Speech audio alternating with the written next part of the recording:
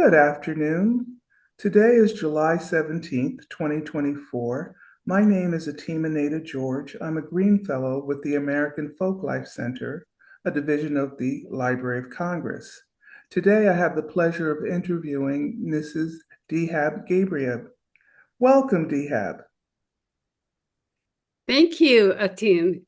It's wonderful to talk to you. Wonderful. Well, Dehab, let's start with your origin story. My name is Dehab Ghebreab. I was born in Asmara, Eritrea. Eritrea is in the Horn of Africa, a very small country and a new country. It has about 5 million people. And when I was born, at the time when I was born, Eritrea was under the British administration. And then it became, it was under the Ethiopian government. And finally, it was next to Ethiopia, and it was part of Ethiopia. So I grew up. I was born under the British administration and raised under the Ethiopian administration. And then I became an Ethiopian citizen. And 30 years later, the Eritrean people fought a very lengthy war, and they basically got their independence. And so Eritrea is an independent country now. When I was growing up there were a lot of Italians because Eritrea was an Italian colony. And there were a lot of Americans as well. In fact, my dad worked for the US Army because they had a radio communication facility in Eritrea during the Cold War. And so my dad was employed by the US Army. And it's funny that when I was growing up, thousands and thousands of miles away, it was the US government that was paying my dad to raise his kids. And we are 13 in my family, 11 from the same mom and dad, and two are a brother and a sister by a different mother. So, as you can see, it was a very, very large family. And my mom was not educated, and she raised, all of us single-handedly. And when you have 11, 13 children to feed, it was not, it was a very modest, but a very happy lifestyle. So, in Asmara, I did my elementary school and then moved to Addis Ababa, where I did my high school at the Empress Menen High School for girls. It was a high school that was established by Emperor Haile Selassie's wife, and it was just a girls' high school. And it was supported by the British government, and we had the best of education there. So I completed high school there. And after that, I actually worked for a few months at the Addis Ababa Hilton, and then decided that I wanted to see the world. I had a very keen affinity to see the world, and I think it's connected because I grew up with Italians who were, some of them were actually in my neighborhood, and my first language was actually Italian. Very fluently, I spoke Italian when I was a child. And then because of the Canyon Station, there were more than 5,000 American families in Asmara, and because my dad worked there, so I had this affinity with international people. And when an opportunity came up, I decided to join the Ethiopian Airlines. And so there again, it opened another horizon for me, flying to different countries, Africa, Asia, Europe. And it was during that time too, it was when in the 60s and early 70s, African countries were getting their independence. There was a lot of inspiration about, basically developing our countries, creating prosperous African countries.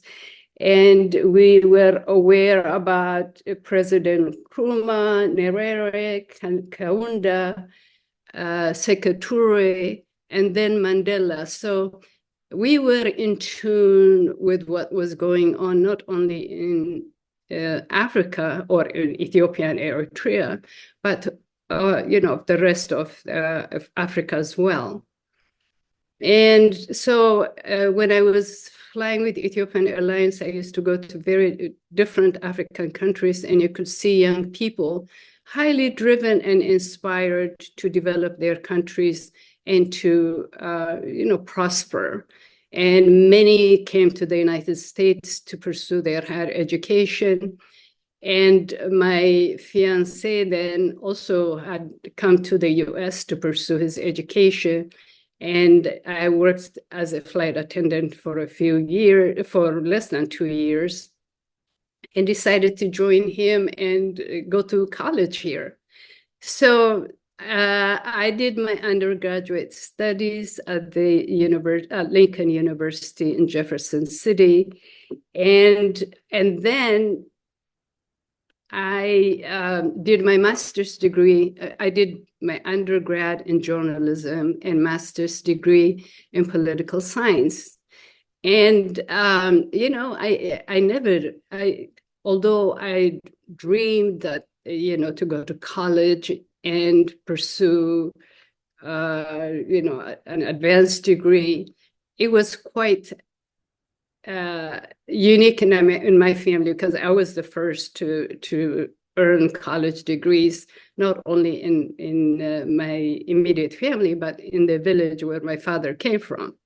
So it was quite exciting, and after I got my master's degree, and my husband did as well, we came to Washington, D.C. And in Washington, during that time, there was a conflict in Eritrea. There was a war in Eritrea, so we couldn't go back. And my dad had worked for the U.S. Army, as I mentioned earlier, for 23 years. So during the conflict, we lost two of my brothers, and he was able to immigrate with the family under a special immigrant visa due to his service. So my entire family came to the U.S., and my siblings were able to go to school and pursue their education as well. And in Washington, D.C., it was hard for me to find a job in journalism, but I was fortunate to work for Al Jazeera newspaper, which was published in Riyadh, Saudi Arabia, but they had a bureau here in Washington, D.C. So my career started there. Would you repeat the name of the newspaper? Al Jazeera. Oh, okay. Thank you. Yeah.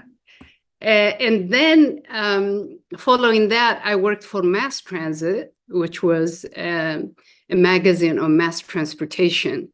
And the founder of the magazine, it was called Mass Transit.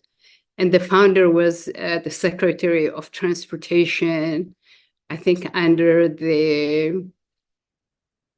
I'm not sure which administration it was, but, he was keen about mass transportation. So we were producing this monthly magazine, and I worked there for about a year. At that time, I was pregnant with my third child, Joseph. And so I quit my job. And after spending some time with him, I decided to go back to work again. And it was pretty tough to find a job in the area that I was looking for. but the U.S. Information Agency had a work fair. And, in those days, in the 70s, without the technology that we have now, social media and all of it, if people are looking for jobs, they would go to a job fair and see what is available.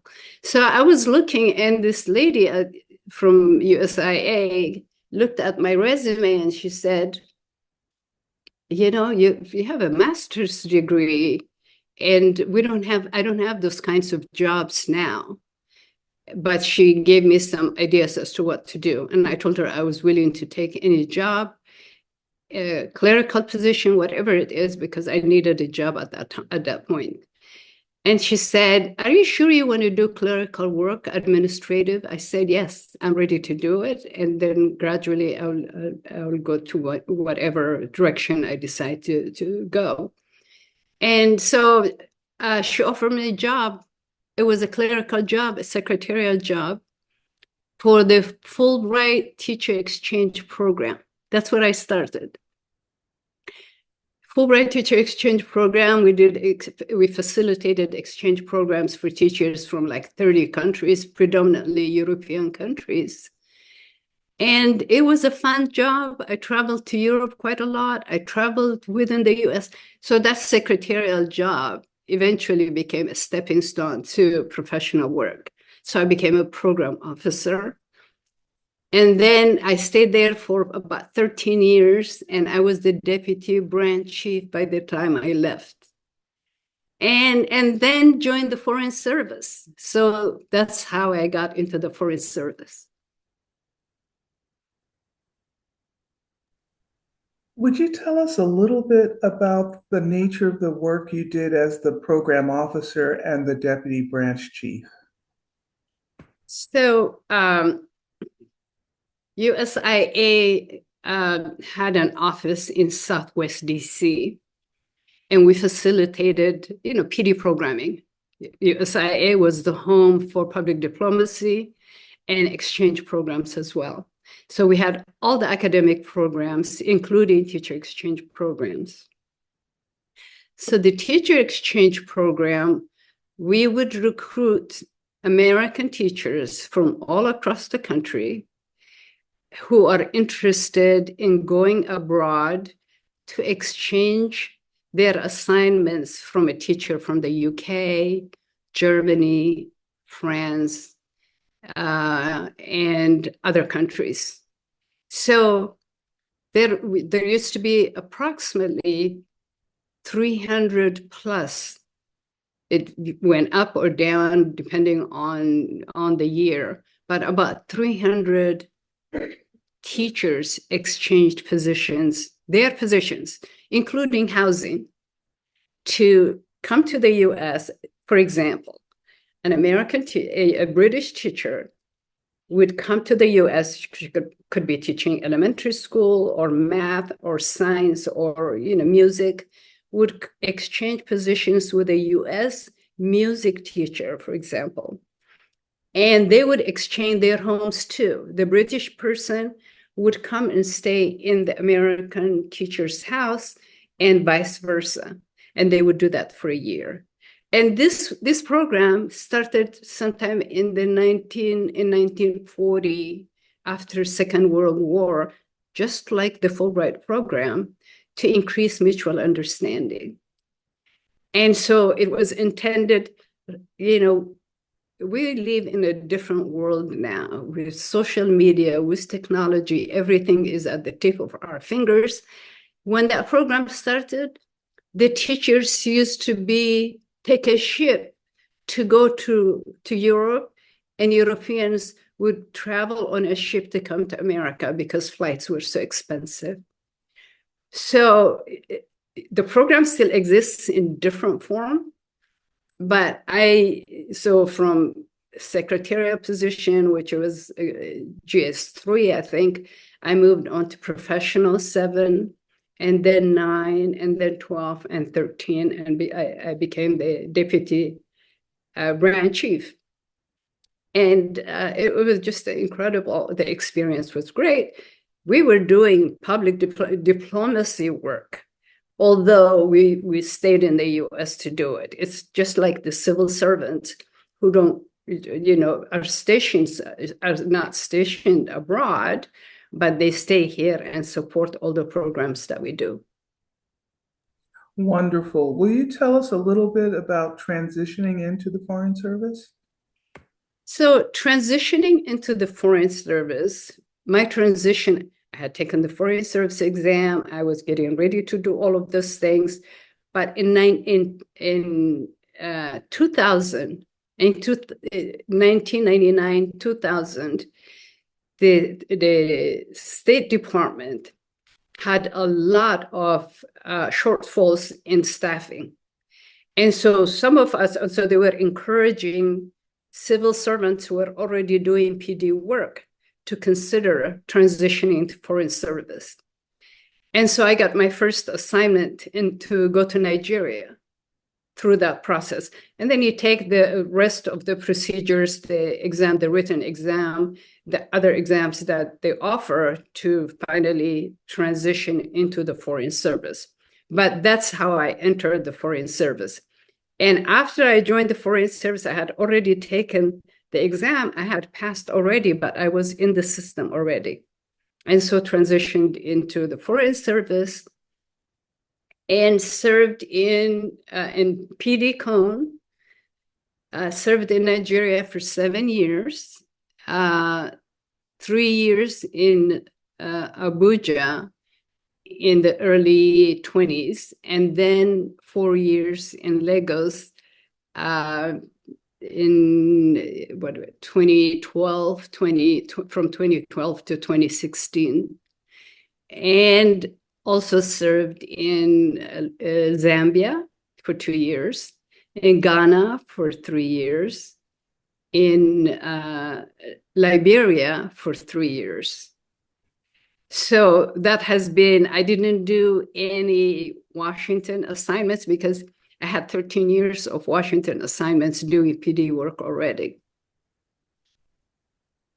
Wonderful. Can you give us maybe a sampling of some of the public diplomacy initiatives that you undertook, or something about the work that you found compelling in your service overseas, in any of those places that you named?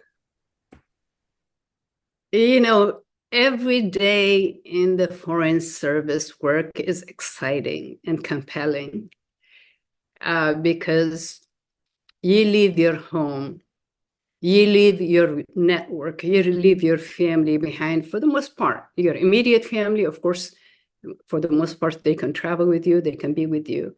But in terms of the support system that you have to create a support system once you get to post, as we call it, to the assignment, whether it's in Ghana or in Rome or London, whatever it is, you have a new family that you inherit when you move there.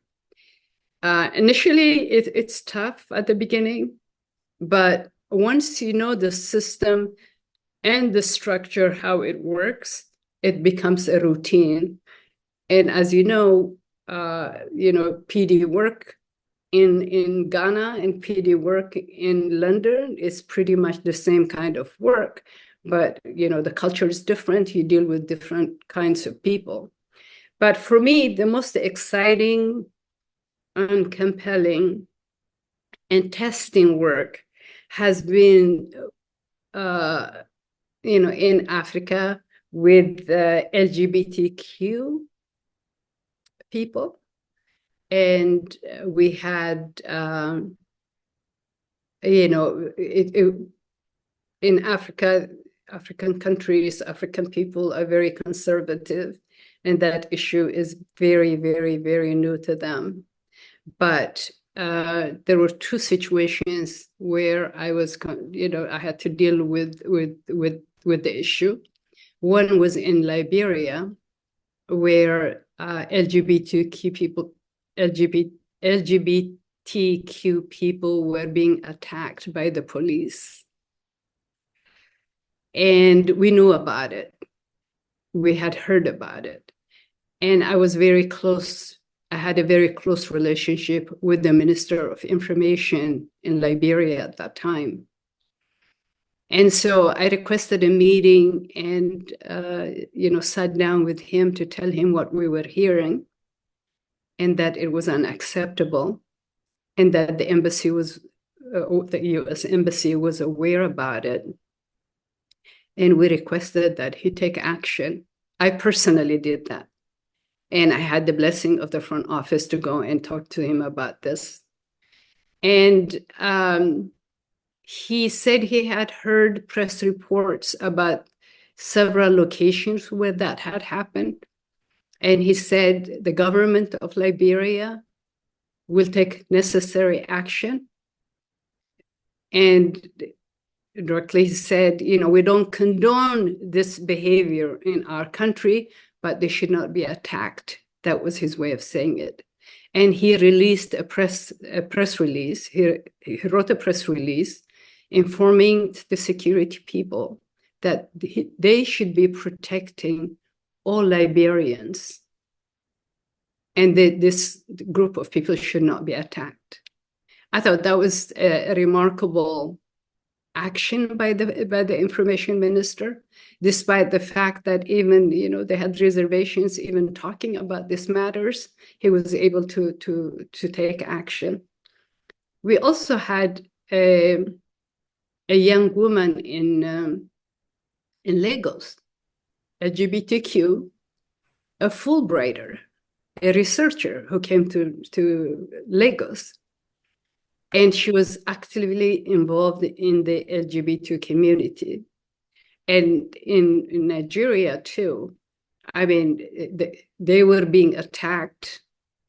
And the police, the security forces would turn a blind eye. They did not protect them.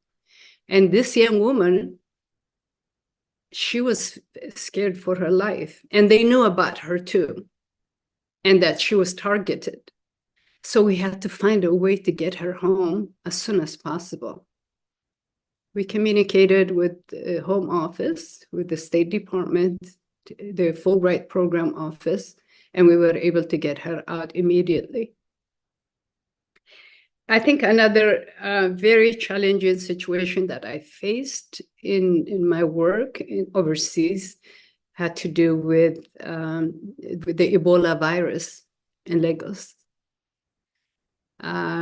We were notified immediately, and Lagos was where it all happened, and it was sudden. Excuse me, Lagos or Monrovia? In Lagos. I was in Lagos at that time. Okay, thank you. There was a gentleman a Liberian man who traveled to Lagos who was already infected.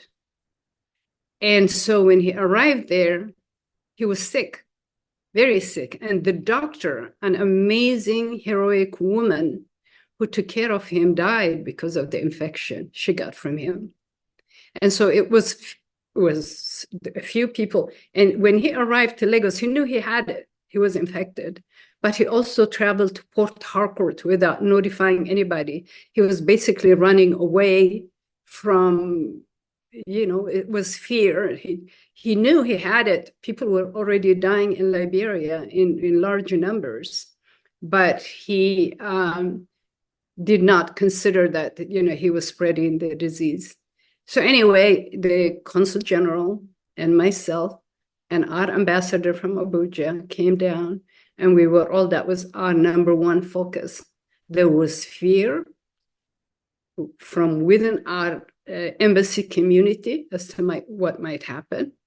And also the expats, all the other diplomats, European diplomats, we used to get together daily basis. That became our engagement, top priority that we needed to deal with, to inform, to get more information about the situation where it was, and to contain it, and to inform the Nigerian government as well, what actions needed to be taken.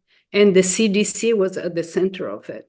So that really was a big, major event that all of us worked together on, and fortunately it was contained. and you talked about awards. That's when a group of us received the top award from the State Department for all the work that we did. That Uh, CDC is the Centers for Disease Control and Prevention. correct, correct. Beautiful. Thank Yeah. you so much. Please do continue. Okay. The other thing I want to mention about, the exciting work that we did, for me, working with women is a top priority. Education for women is a personal top priority. And in my career, I expanded opportunities. I drew in when we had exchange program participants.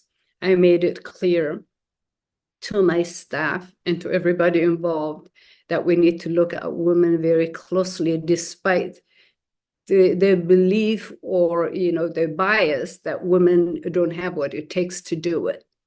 And so that was a big part of my work in terms of advancing women's empowerment.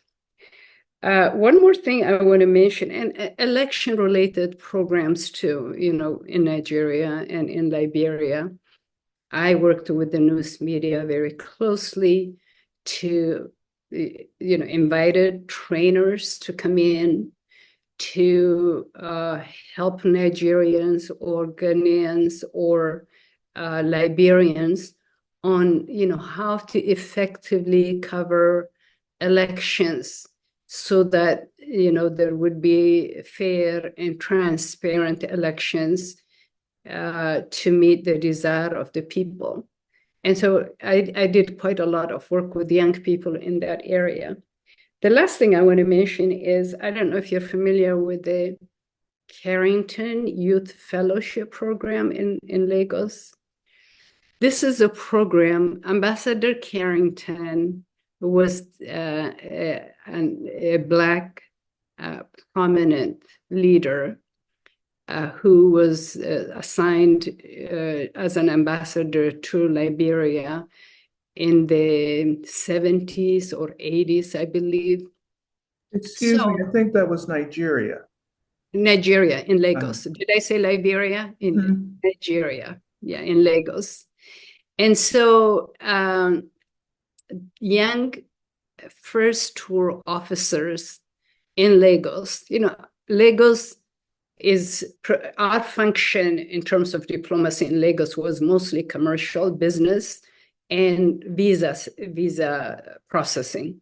And so we had a lot of first tour officers in Lagos who processed, thousands and thousands of visas every day, because Nigeria, Nigerians like to travel to the US. It's one of the most populated country in Africa. And so Ambassador Carrington, so the young officers came together and decided we want to interact and work with young Nigerians, college students, high school students. We just want to find a way of collaborating with them to work on, select various projects and work together so we get to know them. They learn from us, we learn from them. This is PD engagement. And so when I arrived in Lagos, the consul general too was gung-ho about it, because it gives the young officers an opportunity to interact beyond processing visas all day in the work that they do in the confines of the embassy. Now they have an opportunity to meet young Nigerians, work on various projects, health-related projects, or science-related projects, climate change projects, all kinds of projects.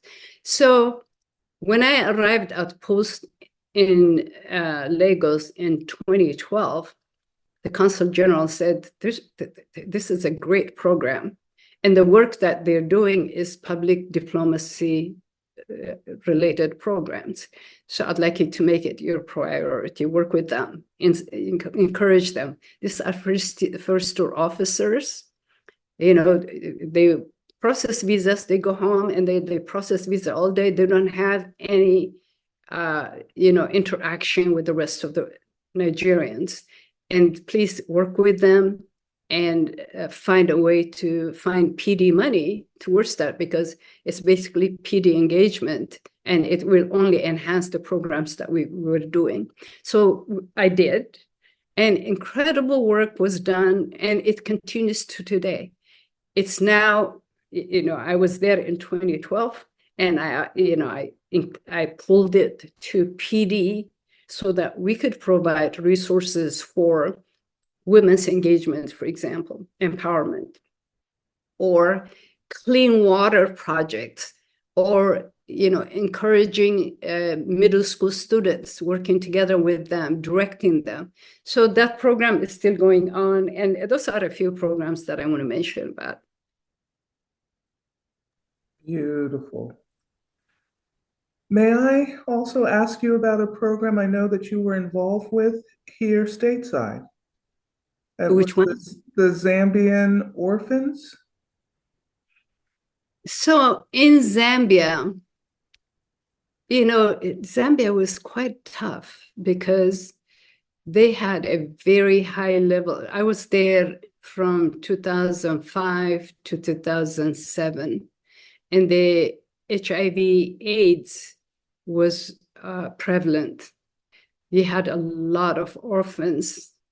You had people dying every day. And our ambassador was saying, the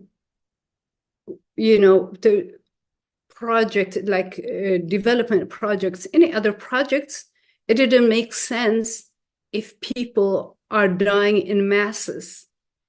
So our top priority was helping Zambians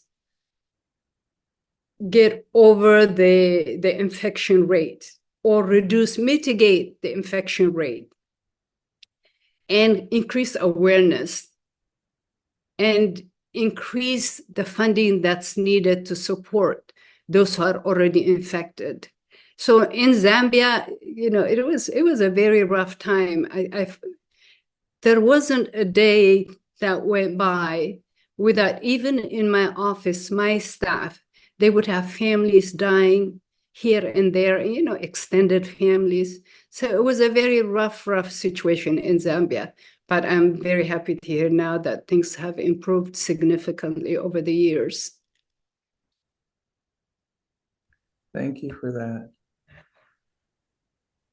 Well, as we come to the end of our interview time, Dehab, I'd like to give you an opportunity to speak to the future, to talk to the person who is watching this recording and share your own views about international affairs, global relations, anything that's on your mind. Yeah. So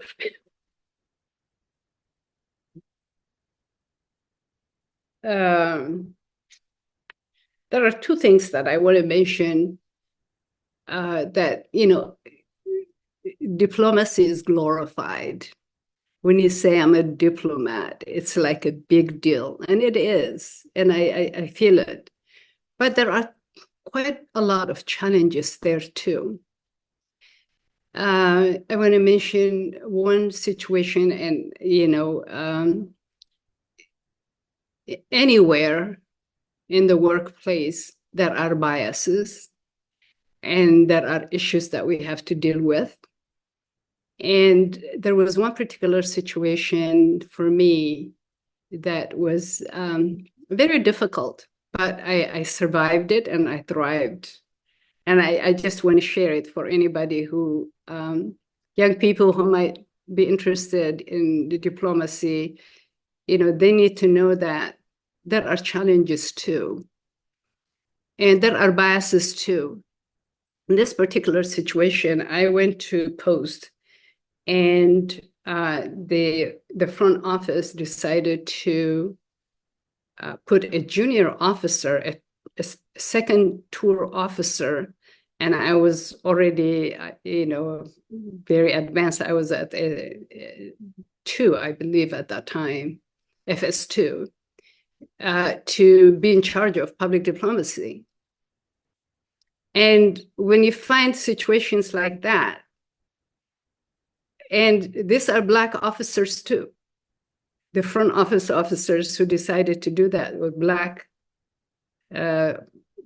senior foreign service people.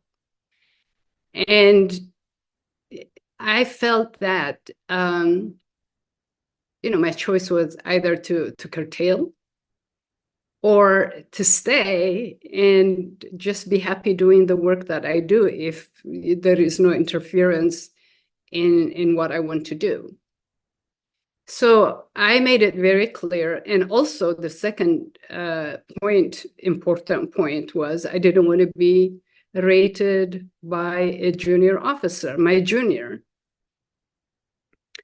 And so I met with the individuals in the front office, and they said that the DCM would rate me, and the ambassador would review me, and just continue the work that I needed to do, which I did, and I proved my point to the extent where, after they knew my PD acumen, they would call me to serve as acting DCM in the front office. DCM being Deputy Chief of Mission. Yes. Thank you. So, there are challenges. And another situation is this was in Lagos.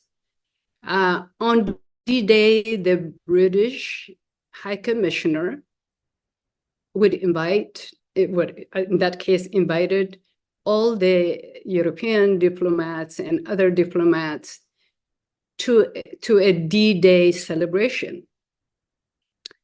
And it was at a cemetery in Lagos. So I went there and prepared to give my remarks as well, because the US was in the forefront of liberating Europe. And I went there, all the European ambassadors spoke, and they didn't call my name to speak. And they knew I was acting CG, Consul General. I was acting Consul General. And I had interacted with them, had attended meetings and receptions. They knew me really well, but they didn't call on me to speak. So at the end of the program, the British High Commissioner came to me and he said, "I'm so embarrassed. I don't know what happened. You should have been one of the people to speak. And I'm going to look to, how we missed this." And I told him, I know it was an oversight and not intentional. And he asked me to come to the evening reception and speak at that event, which I did. But so I felt that that's probably connected to me being a Black woman and at the same time an immigrant diplomat as well. Because if it were a white man, European, representing one of those other countries, I don't think they would have missed him.